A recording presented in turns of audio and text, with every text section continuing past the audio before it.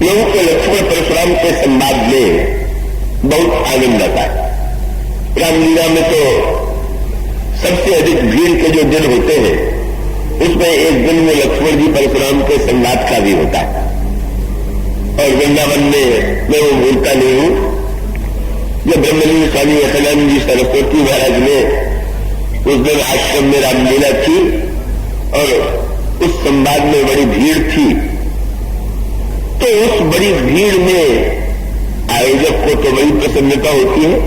जितनी भीड़ है उतना सफल आयोजन है, जितनी कम भीड़ है उतना कम सफल आयोजन है। बल्कि कई लोग जो है जब लौटते हैं तो बताते हैं कि कितनी भीड़ थी, मानो भीड़ देखने गए थे तथा सुनने नहीं गए थे।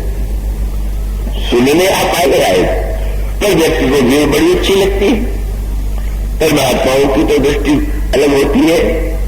उन्होंने मुझसे कहा कि देखो तो आज की भीड़ को देख करके तो बड़ी निराशा होती है। क्यों?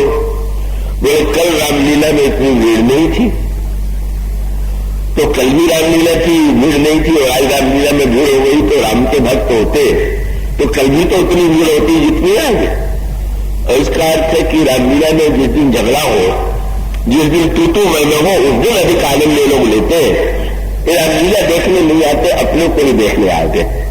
जहां लगता है कि लक्ष्मण जी ने क्या उत्तर दिया परशुराम जी को, कैसे ईंट का उत्तर पत्थर से दिया, तो लगता है कि हम लोग भी कहीं न कहीं दिन में यही किया करते। तो भाई वो संवाद तो ये नहीं है। संवाद का रहस्य क्या है? कल की कथा को भी याद कीजिए। परशुराम भी राम और राम भी राम, ये तो बहुत बड़ा सूत्र है। श्री राम जो है सारे ब्रह्मांड को ही राम बना देते हैं, यही तो रामायण है। एक भी राक्षस ऐसा नहीं था कि जो मरने के बाद नरक में गया, कहीं ऐसा नहीं आता। तो भगवान श्री राम ने तो सबको अपने में लीन कर लिया, मुक्त कर लिया, एकाकार कर लिया। और उसका अर्थ यही है कि श्री राम ने तो सबको राम बना ही दिया। और सच बात तो यही है कि जब श्री राम ने ही सब बनाया है और किसी वस्तु के बिना बनाया है, तो उन्होंने बनाया कैसे होगा, ये प्रश्न है। एक कुम्हार घड़ा बनाता है तो उसके पास कम से कम मिट्टी होती है, जल होता है, चक्का होता है। पर ईश्वर ने जब संसार बनाया तो न पृथ्वी थी, न जल थी, न अग्नि था, न वायु था, न आकाश था। और तब उसने जो इतना बड़ा संसार बनाया होगा, कैसे बनाया होगा? और उसका उत्तर यही है कि अपने आप से ही तो बनाया होगा। जब वही केवल एकमात्र वही सत्ता के रूप में था, तो जो बनावेगा वो तो अपने आप से ही बनावेगा। इसीलिए जब विश्वामित्र के साथ भगवान राम चले अयोध्या से, तो वो शब्द आपने पढ़ा होगा। वो शब्द बड़े महत्व का है। शब्द क्या है? पुरुष संग वीर, हर्ष चले मुनि भय हरण, कृपा सिंधु रघुवीर, अखिल विश्व कारण करण। ये दो वस्तुएं, करण और कारण। तो करण का अभिप्राय है कि जिनके द्वारा वस्तु का निर्माण होता है। कारण माने जैसे मिट्टी है तो मिट्टी के द्वारा घड़ा बना, चक्के का सहारा लिया गया, इसमें कारण और करण अलग है। पर गोस्वामी जी कहते हैं वो ईश्वर ही इस सृष्टि का कारण भी है, करण भी है।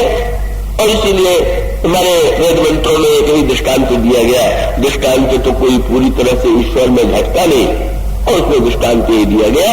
आपने मकड़ी को देखा होगा। हमें आपको अगर कोई जाला बनाना हो तो सूत चाहिए, चाहे स्तन चाहिए। पर आपने देखा होगा मकड़ी कितना सुंदर जाला बनाती है, पर वो जाला बनाने के लिए वस्तु कहां से ले आती है? कहीं से नहीं ले आती। अपने से ही वो जाला कब वो बना करके निकालती है, चाहे जब समेट लेती है। इसी को वेद मंत्रों में कहा गया, यथोरणारिंद संयते ग्रहते।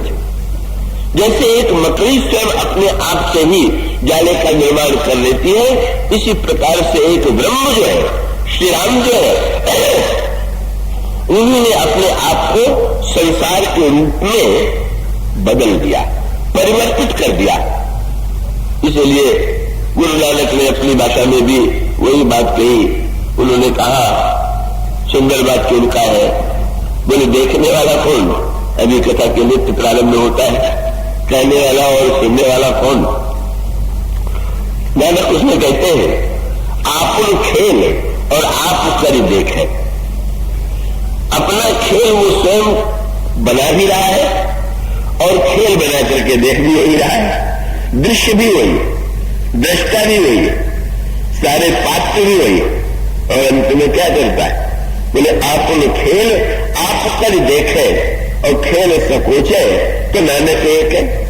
खेल जब समाप्त कर देता है तो अकेला रह जाता है। इसी को मेरे मंत्रों में कहा गया, स्व एकाकी ना रमत, ब्रह्म अकेला था, अकेले खेल कैसे हो? इसलिए एको हम बहुत श्यामो, मैं एक से अनेक बन जाऊं और वह एक से अनेक बन गया। और एक से अनेक बनने का और अनेक से एक बनने का यह खेल निरंतर चलता ही रहता है।